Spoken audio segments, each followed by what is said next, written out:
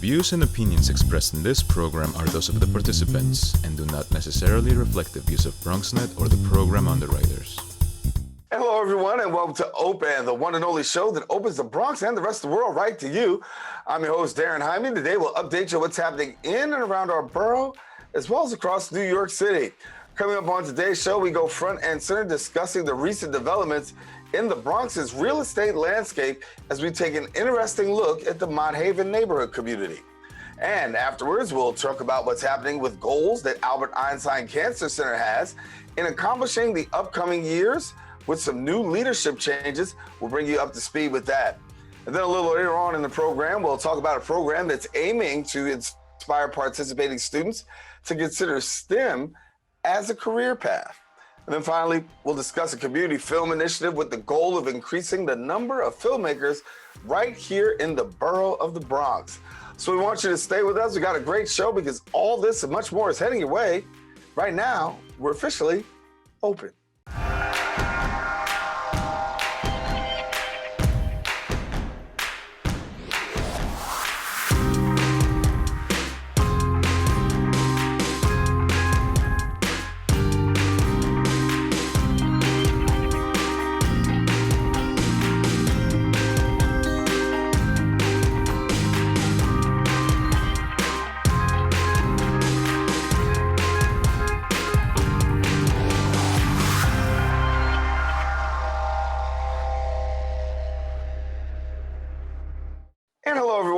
Daren Jaime, and you are watching Open, a live and interactive program that brings the Bronx and New York City straight to your TV sets. We also want to welcome our viewers on Manhattan Neighborhood Network, as Open is being broadcast live simultaneously on the MNN channel. Now you can stay connected to us on our social media platforms at BronxNet TV. And if you want to find out more about our station, feel free to visit our website at bronxnet.org. Well, a lot has been going on through the course of the past week. We'll take you through a couple of things with our Bronx Update.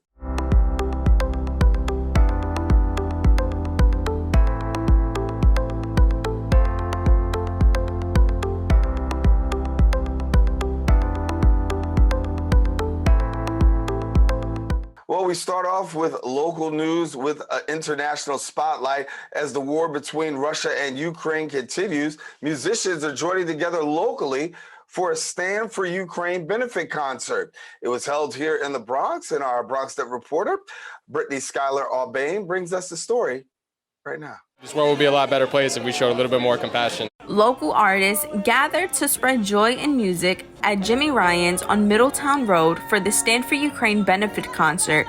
All of the performers showed solidarity with the citizens of Ukraine and were excited to perform for a touching cause. It's been a while since I've participated in a benefit concert, so to be invited not only to a benefit concert, but a concert in the Bronx, my home borough, my hometown, it feels really, really great. Organizer of the concert and musical artist, Conversing with Oceans, or Alex Bondarev, knew he had to give back somehow. As a Russian native with Ukrainian family members, the ongoing war has devastated him greatly, and he urges those around him to spread nothing but love. To me, there was no difference between Russia or Ukraine growing up. We were all one people. Just love one another. You all have something really special to give, and it comes from that place of love. The performers weighed in on their thoughts about the ongoing international conflict, and for the most part, they share the same sentiment.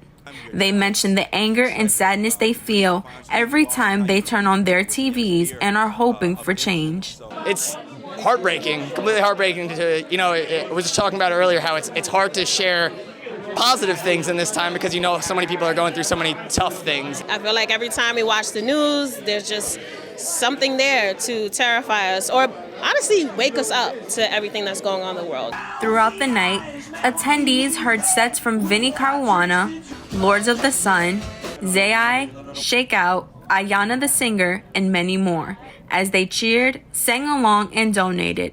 The proceeds raised from the concert are going towards Doctors Without Borders, which provides emergency medical aid to people in crisis in over 70 countries. The Stand for Ukraine benefit concert was an incredible night for an incredible purpose. All involved hope to keep the momentum going to continue contributing to the cause. Reporting for BronxNet, Brittany Skylar Albane. And thank you, Brittany. We're going to shift gears and we're going to stay on the local front. South Bronx Charter High School is actually finding a way to bring fresh gourmet dishes to their neighborhood. Our BronxNet reporter, Arlene Makoko, was there. She has our story right now. Kitchen of a five-star restaurant? Think again. Chef Adam Smith has combined pesto and other ingredients to this blender, soon to turn into puree, for a pesto pasta dish with chicken, just one of two freshly made meals prepared each day here at KIPP NYC College Prep High School on East 144th Street. We're in a food desert where we're currently located. We're trying to offer all of our kids real food. You know, for years we would see them coming in with Pringles, with whatever they picked up at the local bodega, and now we're making fresh egg sandwiches for them to have, and it's free for every single kid in the building. So we want to give them the best we can. There's also rules by the USDA regarding our nutrition, so we have to follow those strict guidelines. But so far, it's a strategy that is working, just as senior Yarlin Rodriguez. The food program here is very amazing because the food here provides you with a lot of energy and it's also cooked from scratch. We try and do a bunch of things for the kids to give them options. So we have our sandwiches, and then we have our lasagna as well today. And we'll also always do a vegetarian or vegan option. An alumni of the school who now works with the culinary team, Orlando Garcia, can remember while as a student when the switch to fresh food was made. This is it's a lot different in the sense that, I feel like the kids enjoy the food. It's raw. It's made every day. It's not frozen. It doesn't come prepackaged. And it seems revolutionary, but this is what every school should be doing, right? Michael Aioli is senior director of the culinary team, also an educator. He, with the support of school administrators, went to culinary school at night with a goal of providing healthier eating options for his students. We're taking the same funding as any other school, and we're applying it to real food and good products and skilled staff and cooking food from scratch to provide healthy and delicious meals for kids. It should be the norm. And here's what that looks like for Chef Adams. I'm in every day at 6 a.m., usually here before anyone, which is nice too. It's nice and quiet. I can get my mind in order. Right. There's certain things that we do. Sometimes we cook stuff overnight. It's like long braised pork or beef so that I got to get in and pull it out immediately. But today we did breakfast sandwiches for 200 students. Tomorrow we're making pancakes from scratch, and we do mangu, which is one of the big things that our local students like. And this is the result for Rodriguez. One thing that I love is the vegan option that is provided here, because sometimes I'm not in the mood for meat or fish.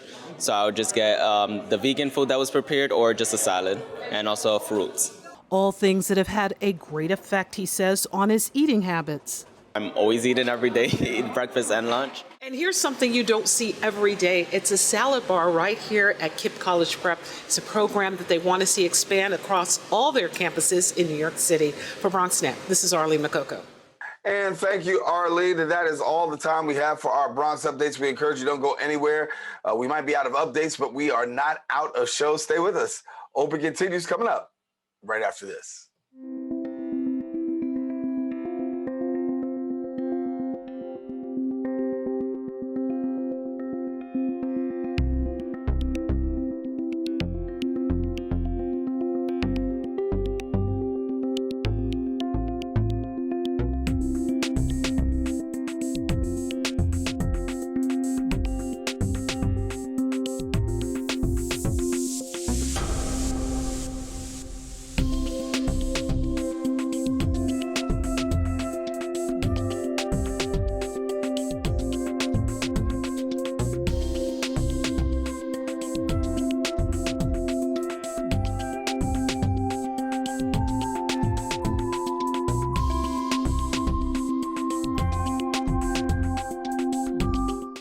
And welcome back.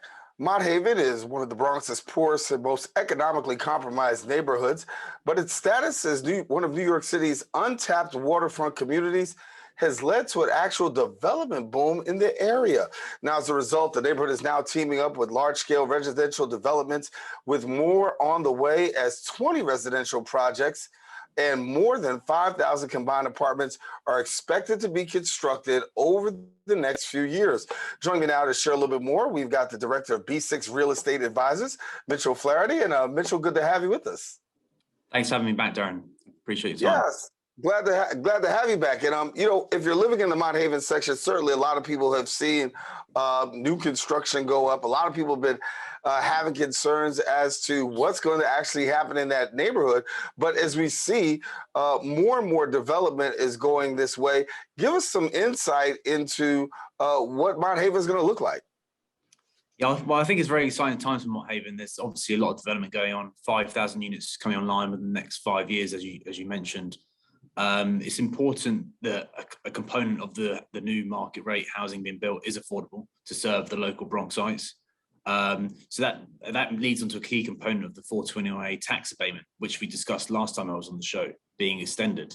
Currently, that program expires in June of this year, June the 15th.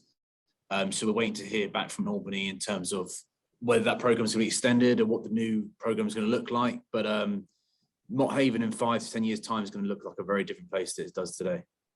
A lot of people are saying that, and we know that there's been plenty of questions that have been asked about Mott Haven, particularly in the area of affordable housing. As a lot of this new construction and new development goes, excuse me, people worried about affordable housing. What do we see affordable housing looking like under this new development? So under the current rules, to get the 421A tax abatement, 30% of the units have to be affordable. The affordability is based on the AMI bands of the area. So AMI is an acronym for Area Median Income. So HBD, which is a government New York organized institution, they take an average of the area income in the area, and then they try and justify the rents based on the income for that area. So there should be a lot of affordable units coming online within these projects. A lot of them are applied for via Housing Lottery, via Housing Connect, for any of your viewers that are interested. But another area, apart from Mott Haven, where we're seeing a lot of affordable housing being built is Jerome Avenue. Jerome Avenue was rezoned back in March 2018, purposely for affordable development, where there was an MIH component. MIH means mandatory inclusionary housing. So any developer that's building along that Jerome Avenue corridor has to do a large portion of affordable units. So in order to get out of a housing crisis, you have to build more, you have to increase the supply, because at the moment we're not building enough. So any rezoning and development that's taking place that's adding units to the borough, in my eyes, is a good thing. Well, you got a 37% poverty rate right there in Mott Haven. And so we know what that means for people in the area. But when we look at types of properties being developed, we know that there's a question and a call for a lot of mixed use property, where that means simply you'll have a building on a commercial building possibly on the bottom level and a residential on the top. What can you tell us about mixed use as it's coming to Mott Haven? Yeah, so that's a good point, actually. So you're seeing a lot more schools come to the area, like KIPP. They're a big charter school in New York. They bought a site on 138th, the old taxi cab lot. They're building a 200,000 square foot building there. There's another one on Grand Concourse, which is the school. I think it's Success Academy with residential apartments above. So when you're building all these residential units, it's important to create a community and add to that community with different use types. So the Bronx, the Mott Haven is definitely under-retailed. And I think that, you'll start to see new retailers come into the area as new residents move in, because it just creates a community along with schools and other, like local, I think there's local book on Alexander Avenue. So as I mentioned, as you're building all these units, you need to add different use types to make it a real community. Yeah. For us, who's asking the question, you'll see Mott Haven on the map in terms of a developing and a burgeoning community. We know that over the course of the next few years, it's going to look totally different. But what's it going to look like for those people who surround the Mott Haven neighborhood? What kind of impact can we see in these communities? Well, hopefully these affordable units can be built that can serve the existing populations. That's the purpose. We don't want them to have to be forced out of their current neighborhood they've grown up in. So as I mentioned, the extension of the 421A tax payment is key to building these affordable units, because otherwise it just doesn't make economic sense for developers to build, because the reality is real estate taxes in New York are very high. So as long as the 429 is extended and developers get that tax payment to build affordable units, then I'm hopeful that a lot of the residents can stay in the area. There is one particular property on 351 Powers Avenue, and I wanted to bring that up in specific because when we talk about 351 Powers Avenue, looking at residents are actually going to have an opportunity, or I should say the community is going to have an opportunity to share their voice in terms of how this property and what it looks like. Am I correct? I don't know that property in particular, but most affordable units are obtained via a housing lottery. So any local resident that lives in the area can apply for the housing lottery to get the affordable unit. They should have to go on housingconnect.com.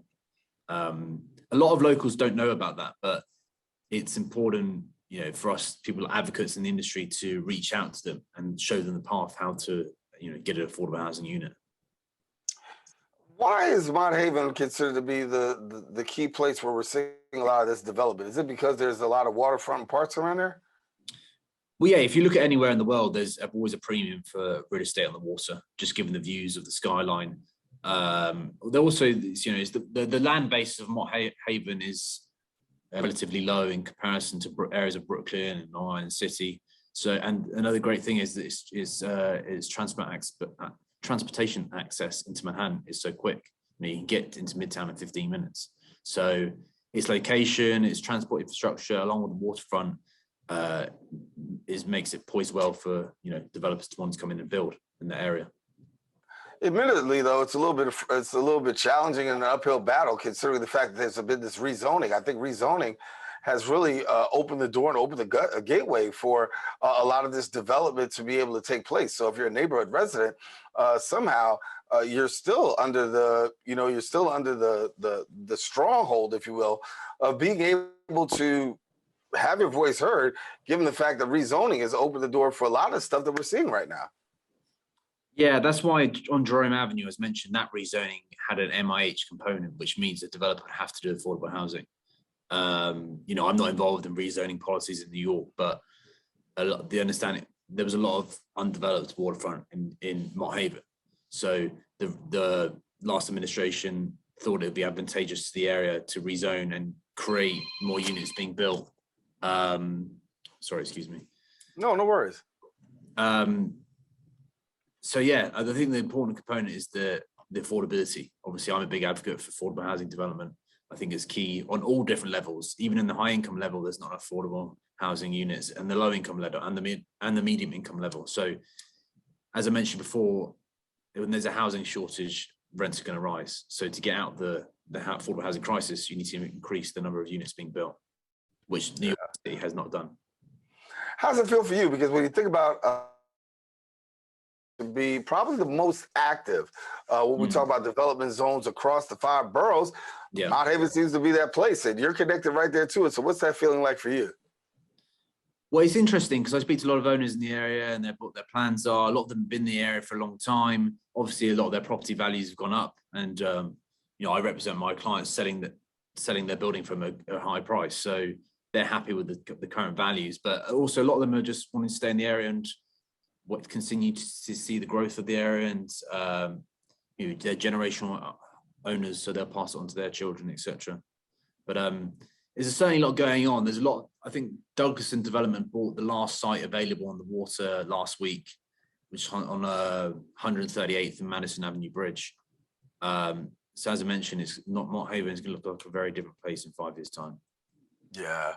Well, we look forward to see what Mott Haven has, and certainly we'll continue to, make our viewers aware and those who are aware of what's going on in the Mott Haven area. Mitchel, Flaherty, thank you so much for being with us again, and of course, got to have you back as we continue to have this conversation. Thank you, Daren. Thanks for your time. I really appreciate it. And yeah, look forward to coming back sometime.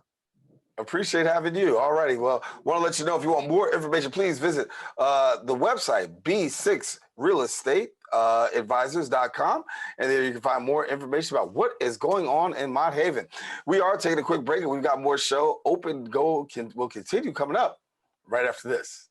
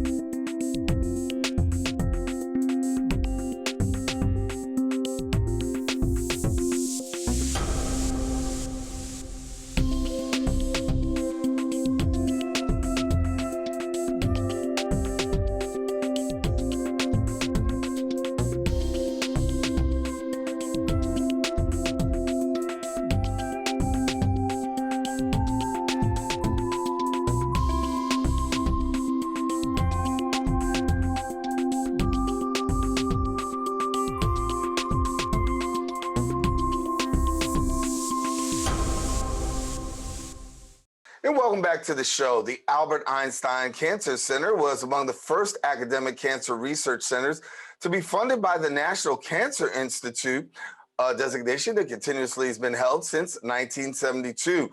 Now, recently, the Albert Einstein Cancer Center has announced the appointment of 3 faculty members to key leadership positions, reflecting the center's commitment to basic science, as well as translational and clinical research, and its core principle of diversity, equity, and inclusion. And joining us now and sharing a little bit more, we've got the director of the Albert Einstein Cancer Center and professor of the Department of Molecular Pharmacology and Department of Medicine at Albert Einstein College of Medicine. We're pleased to be joined by Dr. Edward Chu. And Dr. Chu, thank you so much. Well, thanks so much for having me today. Thank you. And so talk to us about here the Albert Einstein Cancer Center and the work that you guys are presently doing. Yeah, no, thank you. So as you mentioned, the Albert Einstein Cancer Center is one of the oldest cancer centers in the country. I should also say that actually we've been officially renamed. So for 50 years, 50 plus years, we were known as the Albert Einstein Cancer Center. But now moving forward, we're now known as the Montefiore Einstein Cancer Center. And for me, that was really important to have both the Montefiore and Einstein names in the name of our cancer center to reflect really the complete alignment and tight integration between Einstein, which has always been viewed as kind of the academic and research part of the cancer center, with Montefiore, which really is the clinical arm, healthcare delivery, community outreach engagement piece of the cancer center. So now we have, under the umbrella of the Montefiore Einstein Cancer Center, all of those key pieces. As you mentioned, actually, the cancer center was founded by Dr. Harry Eagle, really a very prominent scientist, in 1971, and really an unprecedented time. 1 year later, in 1972, the cancer center was given NCI designated status, which is kind of like that good housekeeping seal of approval for cancer centers. And so this year in 2022, we're celebrating our 50th year as an NCI designated cancer center. So being an NCI designated cancer center means that we have really the full spectrum, the breadth and depth of cancer focused research that starts with basic research and then clinical, translational, and population research. So population research is like epidemiology, prevention, control, research that's focused on screening, early detection, and health services, health outcomes research. So, it's interesting, if you turn on the radio, like every morning when I come in from my house in New Rochelle, I always hear about the Blood and Cancer Institute in Long Island. And what's different about an NCI designated cancer center, it really has the breadth and depth of cancer focused research. And there's also education, training, community outreach, engagement, research that's relevant to the local patient population. So for an NCI cancer center, there's really much more comprehensive array of services, if you will, that are provided for our patients. So in addition to having leadership changes, we also have the appointment of 3 new faculty members. Talk to me about the inclusion of them and why you felt these changes were so important. Yeah, so great question. So it's interesting, a cancer center, what we call cancer center senior leadership team, is in many ways akin to, I'm a sports fan. And so like the cancer center director is like the coach, right? General manager. And the team is, you have your offensive coordinator, defensive coordinator, linebackers coach, whatever. So, even though we're a relatively small cancer center, we actually have 14 senior leaders, each of whom have a specialty area that they have responsibility for. And so we recently had one of our longstanding deputy directors, Dr. Ramon Perez Solar. He retired at the end of January to go back to his hometown in Barcelona, Spain, after having been deputy director for nearly 20 years.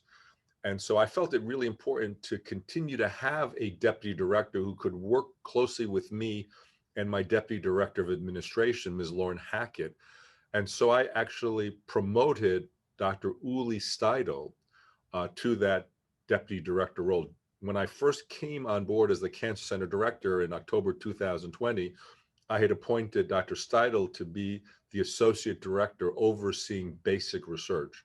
And he's really done a phenomenal job. So he will continue to oversee basic research, basic science at our cancer center, but he'll take on added responsibilities and really kind of be my right-hand man in the cancer center working with Lauren. Dr. Adebola Adedimoji, I appointed at the end, actually it was at the end of December, early January, I appointed him to be the inaugural associate director overseeing diversity, equity, and inclusion. As I'm sure you're aware, diversity, equity, inclusion, which is now known as DEI, has become such an important element for academic institutions, cancer centers, business, right? Almost everything we do, really, there's now a sharpened focus on DEI. And I think in particular, when one looks at the very foundation of Einstein and Montefiore as institutions, there really has been a deep and long-standing commitment to diversity, equity, inclusion. In fact, when Albert Einstein agreed to have his name put on the Einstein College of Medicine, it was on the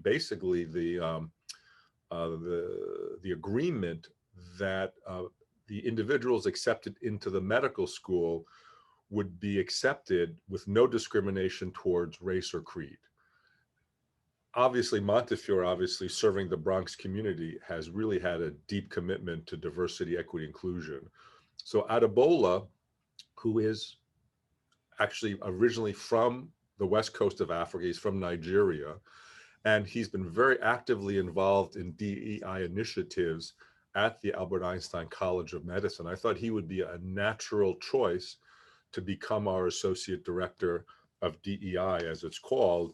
And really the overarching mission of our DEI program and the main focal point for Dr. Adedimoji is to create, nurture, and sustain an institutional culture that promotes diversity, equity, inclusion. And then the final leader that I appointed was Dean Hosgood, who has now been appointed the co-leader of the Cancer Epidemiology Prevention and Control Program. So this is our main population science program that looks at the underlying causes, etiologies of cancer, and also tries to understand the social and structural determinants that can contribute to cancer. So Dean is really an ideal person because he's not only an epidemiologist, but he also is very focused on health services, health outcomes, health disparities research. Yeah. So these three new leaders are really going to play a very critical role as our cancer center moves forward. Well, Dr. Chu, as we wind down, I'm going to take your analogy. You're the GM now, right? You got this franchise and you're moving it forward. As that, fans want to know, listen, what can we expect down the line? Are we going to expect a championship this year, or what's going to happen in a few years' time? So give us your perspective as to what we can expect with this new leadership team, with you at the helm, and hopefully what we can look forward to over the short-term future.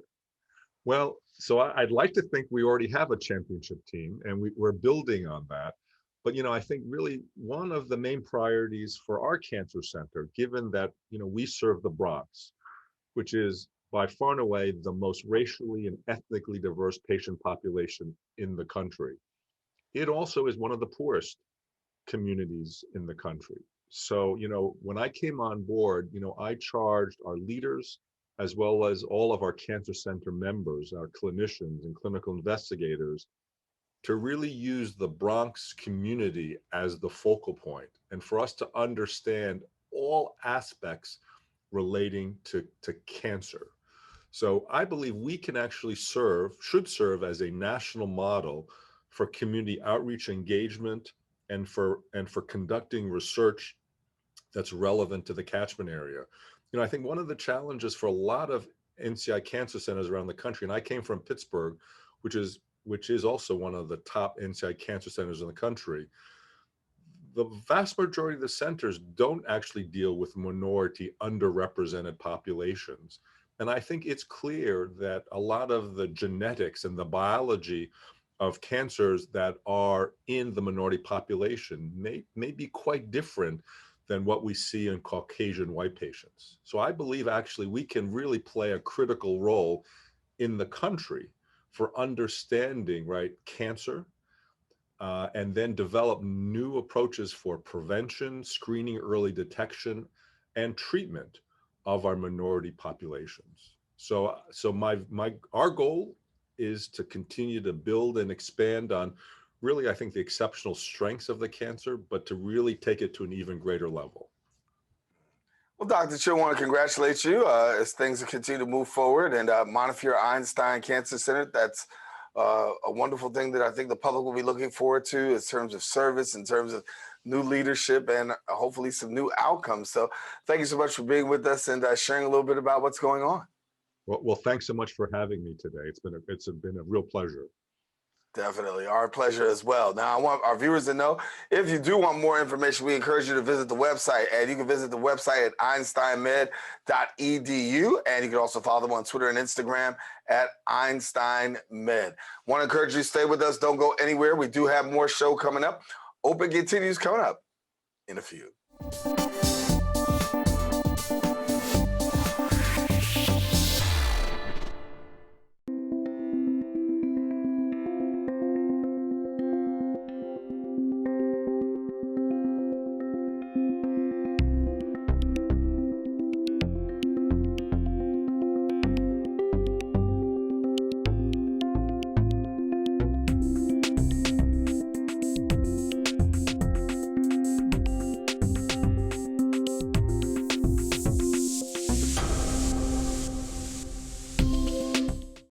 And welcome back. CUNY's Hunter College is running a research experience for undergraduates to actually develop skills in STEM through the use of virtual, augmented, and mixed reality and 3D visualization. Now, the program benefits the socially disadvantaged and those from poor income families to fast track their careers. And joining us now, we have more details about the program. We're pleased to have the Associate Professor of Computer Science at CUNY Hunter College and Doctoral Faculty of Computer Science at the CUNY Graduate Center, Dr. Wole Oyekoya. And Dr. Wole, thank you so much for being with us. It's my pleasure. Thank you for having me on. You know, pretty excited to talk about this because when we talk about, augmented reality, we talk about STEM and we talk about 3D visualization, we see this particularly in the area of graphics and the whole 9 yards STEM. But many times we don't necessarily see a lot of minorities gravitate to this. But you've got a great program where you're really on a track of really attracting and developing these young people. Yes, that's right. The research experience for undergraduate program is its focus is actually on getting people interested in research. That's the first focus of that program. But one of the other things it does is, because my area is in the STEM field, my focus is on getting people interested in the STEM field. So they actually have, the National Science Foundation actually has a huge program that does it for a lot of different areas, including the sciences specifically. What's so good about this one, and it's one of the reasons that I got interested in this field in the first place, is because virtual and augmented reality can be applied to just about any field. It can be applicable to the sciences, to engineering, to mathematics. So it can be applied to just about any field. And when you did contact me, we'd actually finished the application for this summer. So we had about 10 students coming in, and most of them are going to be actually women and minorities. So we're actually looking forward to that program this year. So give us a little bit more into the program. I mean, we know the research is a heavy component, but for a student that's entering in, what can they expect? Right. So, I mean, one of the things we expect to, let's look at it from the perspective of the students coming in from day one, right? From day one, they're going to be exposed to virtual reality classes, which is I'm going to be teaching. A lot of commitment for me. I'm going to be teaching at the same time as running the program, but they're also going to be exposed to 3D visualization. So I run 2 courses in Hunter College. that I'm going to be running over the summer. So I'm going to be exposing them to it during that time of the program, the first 5 weeks of the program. But at the same time, there is going to be 10 projects. So there are 10 students and 10 projects. So I did a lot of work in the background, getting lots of faculty, diverse faculties interested as well, so that a lot of these students can come in and be paired with a mentor.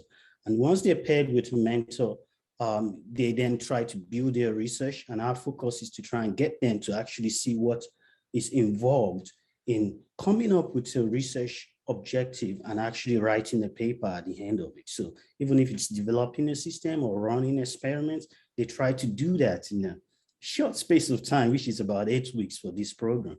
And that's what they should be expecting to do.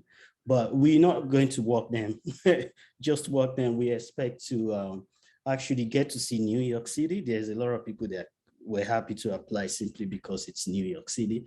They're going to get to see New York City, so we'll arrange trips and do something a bit more fun so that they have a cohort experience as well.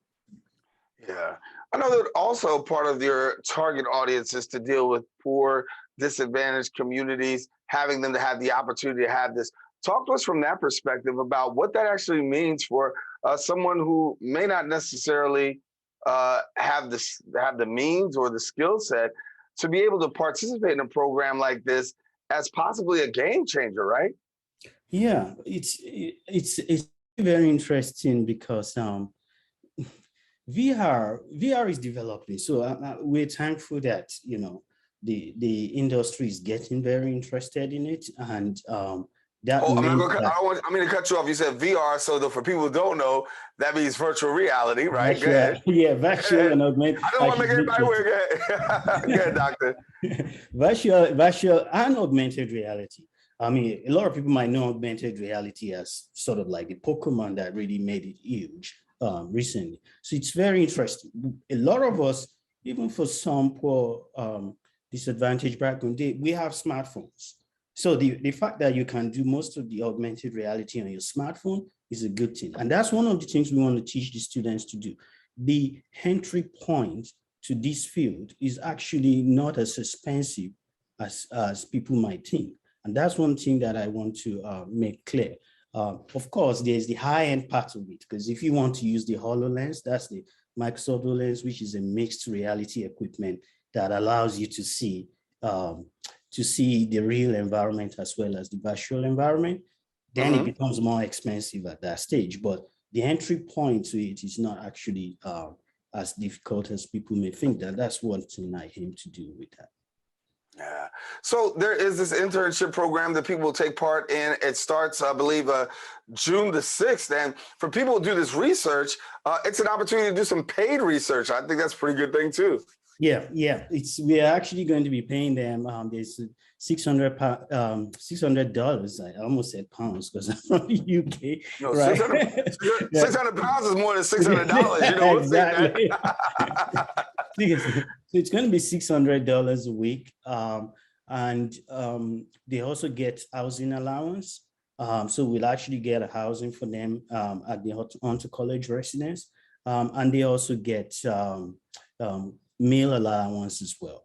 And there are actually some programs that's being run, but that's subject to if they get it, where they supplement that, because there's some research being done to see whether the money is a factor as to what might be stopping some people from getting into the STEM field in general. So as from our perspective, it's simply that $600 a week, as well as the allowances that they're going to get as well. And we pay for their flights if they're coming from outside of New York City as well.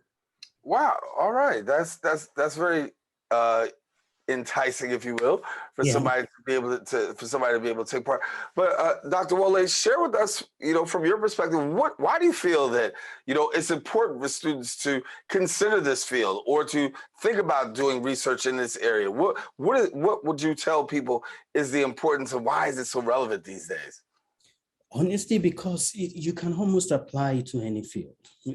Just as I said before, it's the future, right? That's why there's a lot of investment in it. Despite the many failings in the optic of virtual and augmented reality. One of the reasons companies continually come back to it is because, well, there's a lot of work to be done from a research perspective as well. So as you know, the best time to get into any field is to, a lot of people like to follow the wind, right? When things are already big, they then come into it.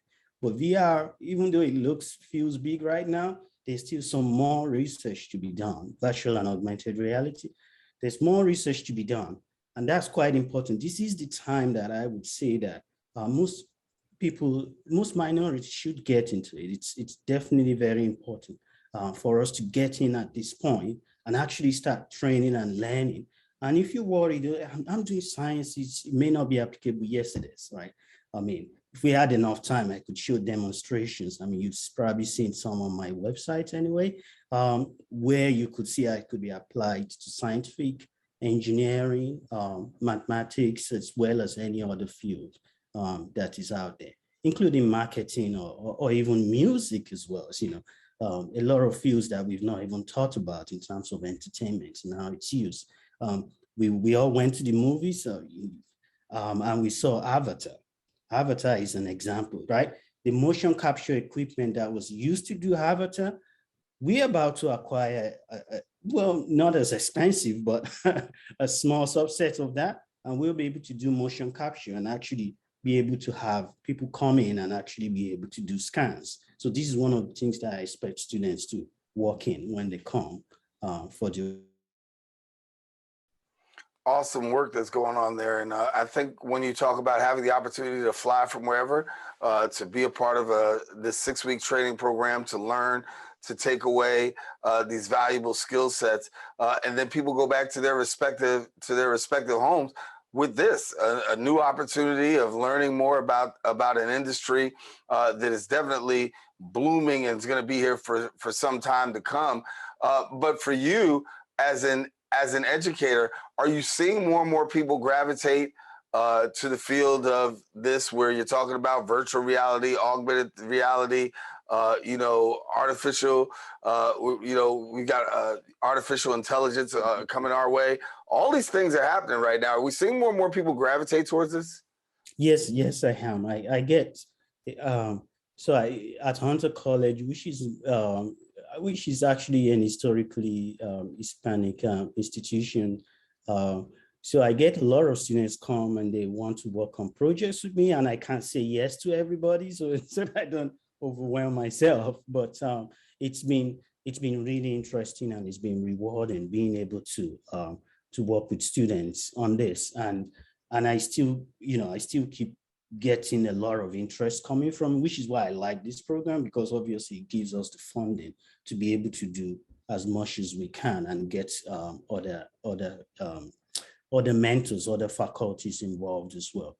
But one of the things that we are hoping to do is to potentially get more funding from especially local companies or something like that, and actually be able to expand that program. Because even though we have 10, there are programs outside that's not necessary to do with virtual or augmented reality. There are other REUs that have expanded theirs to be about 20 or 30. So even though NSF typically sponsors 10 students, some actually acquire money from other external organizations. And we're hoping to be able to do the same here as well. Yeah. Dr. Wole Oyekoya, thank you so much for being with us and sharing with us. Congratulations on those students and the success that they shall have in your program. Again, the program begins on June the 6th, ends on July 29th. And Yes. Best wishes as you get ready to enter in. All right. Thank you very much. Thank you for having me. All righty. I want to let our viewers know, if you want more information, please don't hesitate to visit the website. Their website is hunter.cuny.edu, and you can find out more about the program and then some. Well, we got more show. We don't want you to go anywhere. We're taking a quick break. Open continues coming up right after this.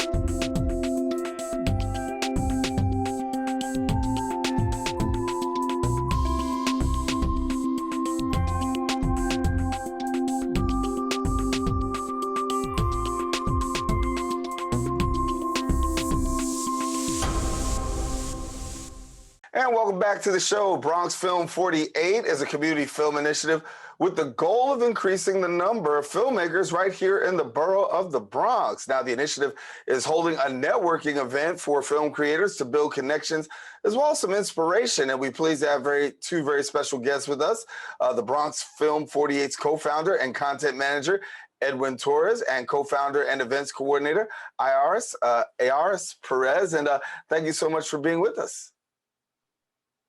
Thank you for having us. And so, Ayaris, if you share with us a little bit about this particular event, as we said in the intro, an opportunity for Bronx filmmakers to connect, and it really talk to me about that connection, because is it a lot of filmmakers out there, or are you really just trying to connect and see who's out there? Talk to us about that. So the purpose of the Bronx networking events, it's actually to connect filmmakers, because we do have filmmakers out there, and not just filmmakers, right? It's to bring all kinds of creators, content creators, filmmakers, actors, actresses, sound producers, gaffers. So to really bring all kinds of creators under one roof, because before I actually co-founded Bronx 148, I didn't have a network. I didn't know Edwin was like down the block from me. We lived like 5 minutes from each other. And now 4 years later, here we are. So there are filmmakers out there, and that is the purpose, that is the goal of the networking event, to bring them all together under one roof and really start creating more films. That is the whole purpose of it, to create more content right here in our own borough, the Bronx. So Edwin, here it is, 4 years later, you guys connect, and literally like living down the block, you're connected. Now you're hoping to connect more other people. So when this event takes place, what can we look for as far as events? Yeah, absolutely. So basically, I mean, Ayada said it perfectly. This event is really, for a safe space for filmmakers to come together, converge, meet each other, whether you're an actress, director, producer, writer.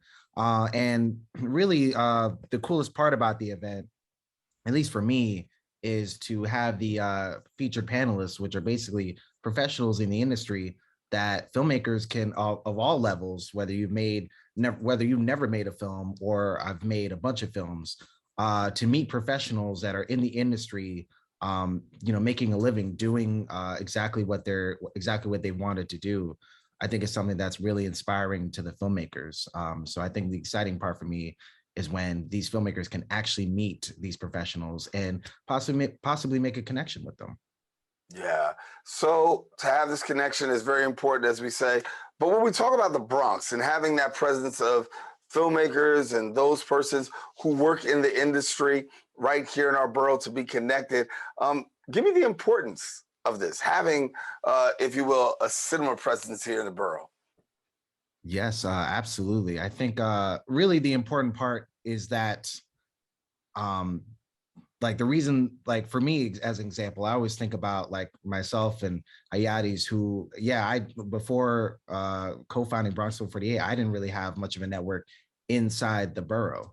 I would always have to travel to Brooklyn, to Manhattan, other boroughs, at least an hour away, to meet other filmmakers. So I think the best part, I think the reason this is so important is that it makes these types of events accessible to people that live in this borough of the Bronx, so that it's a reminder that we don't have to travel all the way down. It's like filmmaking events and filmmakers are not just in Manhattan and Brooklyn. It's a reminder that there are a robust amount of creators here in the borough, but there is not a robust scene of filmmaking in this borough. So it's to really remind filmmakers of that. Ayaris, I know part of what you're doing through this event is also providing some resources for filmmakers. As a filmmaker yourself and one who's involved in the industry, talk to me about that, because how much was the access to resources for you coming up as a filmmaker? Did you find it to be very easy, or did you find it to be challenging? That is a great question. And to be completely honest, I think it was pretty hard. And just to reiterate what Edwin said, that is why the importance of bringing these resources to our very own neighborhood, for the Bronx, by the Bronx. It's so important. It's us locally that are in the Bronx, have been Bronx natives all our lives, to bring this to our neighborhood. So I think it's some of the resources that we provide besides the networking event. It's also workshops. We'll have workshops coming up, our annual 48-hour film challenge, and film screenings in the summer. And the beautiful thing too, to add earlier, I'm sorry. The beautiful thing too has been that we have seen filmmakers come together after the challenge. They go on to keep on working together and continue creating together. Yeah. And I want to talk about this challenge, the upcoming annual 48-hour film challenge. And what does that entail? Ayaris, you want to take this one? I'll take it. So the 48-hour film challenge, we don't have a date, TBD, but stay tuned. But the 40-hour challenge is it's really open to all kinds of levels. We have, in the past, we have had filmmakers that are making a film for the first time.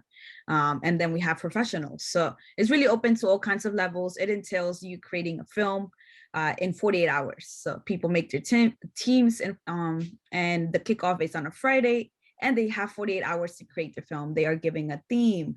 They are giving a line of dialogue, a character name, a prop, and a street in the Bronx that they have to highlight. So that is the challenge in itself. And they don't find that out until the day off.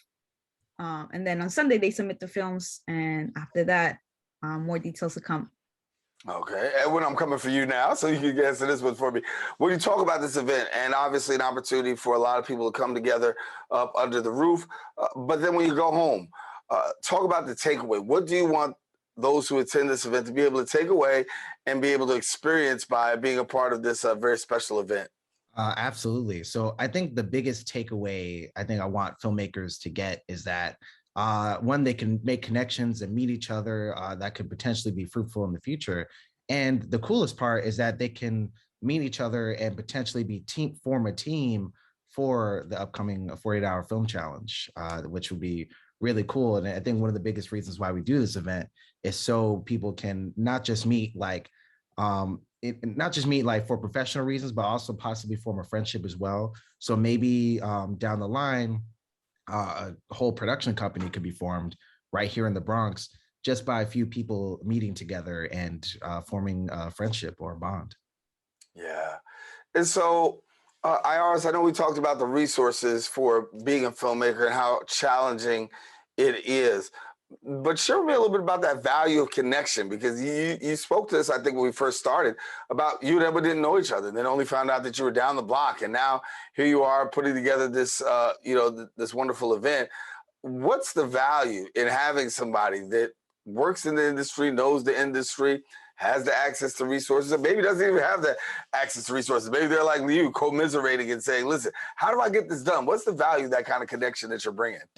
So the value of the connection, it's so important. And I've heard this multiple times. And if there's one thing that I've learned, and I want everybody else to keep this in mind, is that your network is like big in order for you to get your feet wet and get your feet in the industry, if that's what you want to.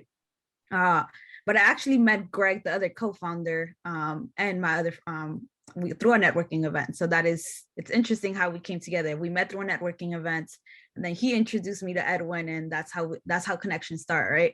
You never know, who you're sitting next to, what conversations can arise. And it might be maybe that these persons don't have access to those resources, but like I've always said, one of my favorite quotes is, we are the ones that we've been waiting for. And that has always aligned me with everything that I want to do. We decided that we needed these resources. We saw the lack of resources in our very own neighborhood. So we decided to bring that to the Bronx. Yeah. Let's give people the opportunity to connect. And I didn't mention, and we probably do it now, that we can tell people where the event is going to be hosted, what time, and what do they need to have in order to come through the door? Yeah, absolutely. So the event is happening April 16th. That's on a Saturday. The doors are going to open at 6 p.m.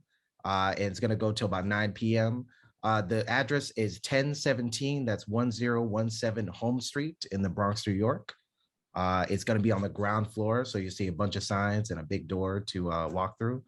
And if you want to know any updates or info about it, you can follow us at Bronx Film 48 on Instagram, as well as Facebook Instagram. Oh, and we're on LinkedIn as well. And you could just follow our website as well at bronxfilm48.com for any updates or any last minute changes for that event and our upcoming 48-hour film challenge. And as to answer your question on what to bring business cards. Right. Bring the business cards, have the opportunity to connect, and you never know what happens. For these two, it's been an opportunity to form Bronx Film 48, an opportunity to now take part in this event taking place, as we said, Saturday, April the 16th. And an opportunity to get together. So I want to thank you both for coming and sharing with us. But tell us this before we leave. How do people get connected to the future things that you have going on? And let us know what else you have coming down the pike. All right. Definitely follow us on all our platforms, bronx148.com, on Instagram, Facebook, LinkedIn, or even Vimeo. But definitely stay tuned. We have workshops coming up. So we'll be posting those out. We'll be making that announcement, as well as the announcement for the kickoff, for the challenge, the sign-up process. We are also expanding. So stay tuned if anybody wants to join the team. Well, thank you. Edwin, anything else you want to leave us with before we go? Yeah, I mean, like Ayaris said, follow us on our platforms. We're really excited to just especially after 2 years of being we're pretty much remote.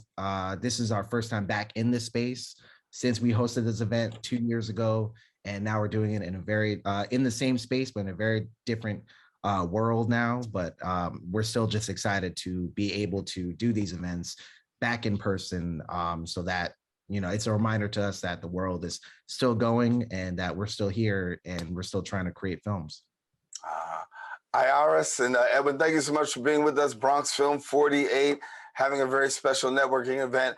Congratulations, and also best wishes on the event. Yes, thank you so much. Thank you so much. Right. Absolute pleasure. Have a good rest of your day. Bye. Hey, you too.